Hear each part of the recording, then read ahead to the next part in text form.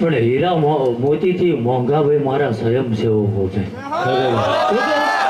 એટલે મારો ઠાકર એવું બોલે છે ગોવિંદબા, બોલેલું ભાઈ પૂડે તો માથું તારી ભોળાનાથના પગમાં નાખી દો ભાઈ.